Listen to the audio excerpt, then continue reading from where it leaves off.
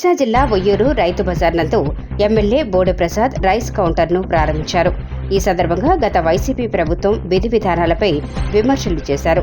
ఈ రోజు టీడీపీ హయాంలో ప్రభుత్వం చొరవ చూపి బియ్యం మరియు పప్పు దినుసులు మార్కెట్ రేటుపై తక్కువ ధరకు అందిస్తున్నామని తెలిపారు. హయాంలోనే రైతు బజార్లకి నాంది పలకడం జరిగింది.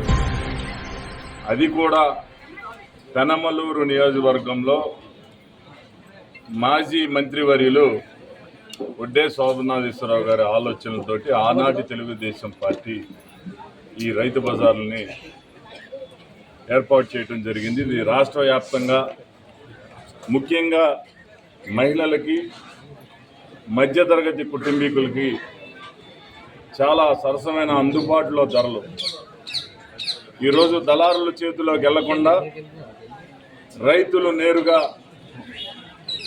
తమ వ్యవసాయ ఉత్పత్తుల్ని, నిత్యావసర వస్తువుల్ని, కూరగాయల్ని ధరలు అందుబాటులో ఉండే విధంగా ఈ రైతు బజార్లు ఏర్పాటు చేసి వారు పండించిన పంటని నేరుగా పట్టణాల్లో, మండలాల్లో రైతు బజారుల ద్వారా పండించే రైతుకి, కొనుగోలు చేసే కన్జ్యూమర్కి వారధిగా ఈ రైతు బజార్లు ఏర్పాటు చేయడం జరిగింది.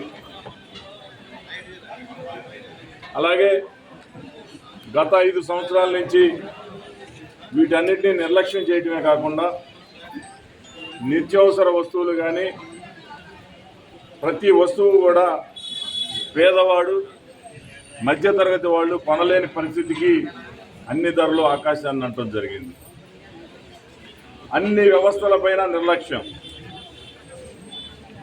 ప్రభుత్వంలో ఉన్న అన్ని వ్యవస్థల్ని అట్టడుగు స్థాయికి తీసుకెళ్లిన ఘనత వైఎస్ఆర్సీపీ జగన్మోహన్ రెడ్డిది.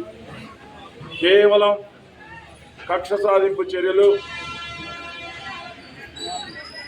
వాళ్ళ పార్టీ కార్యకర్తలకి ఏ విధంగా ఉద్యోగ కల్పన చేయాలి అని చెప్పి ఈరోజు అటు రాష్ట్రంలో కానీ నియోజకవర్గాల్లో కానీ అన్ని డిపార్ట్మెంటుల్లో తీసుకుంటే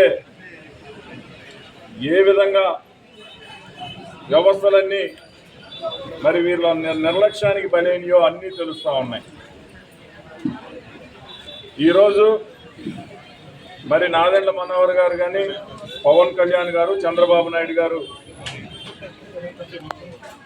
అలాగే బీజేపీ కూటమి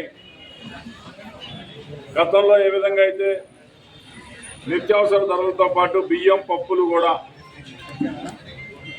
మార్కెట్ రేటు కన్నా బియ్యం ధరలు అయితే 5 నుంచి 6 రూపాయలు తగ్గించి నేరుగా రైస్ మిల్లర్స్, కన్జ్యూమర్, అలాగే పప్పులు కూడా రైస్ మిల్లర్స్ తోటి మాట్లాడి పప్పు దినుసులు అన్నీ కూడా దాదాపుగా 20 రూపాయలు తక్కువ రేటుతో, బియ్యం అయితే, సన్న బియ్యం అయితే మార్కెట్లో 56 రూపాయలు ఉన్న బియ్యం ఈరోజు 49-50 రూపాయలకి ఇక్కడ ఓపెన్ మార్కెట్లో దొరికే విధంగా, రైతు బజార్లో దొరికే విధంగా రాష్ట్ర వ్యాప్తంగా అన్ని రైతు బజార్లలో కూడా ఈరోజు ప్రారంభించడం జరిగింది. ఇది తెలుగుదేశం పార్టీ చంద్రబాబు నాయుడు గారి యొక్క ఆలోచనలకి, పేద ప్రజలకి మేలు జరగాలనే ఆలోచనతో ఉన్న నాయకుడి ఆలోచనలు ఏ విధంగా ఉంటాయనేది ఇవే నిదర్శనం అని చెప్పి ఈ సందర్భంగా తెలియజేస్తున్నాను.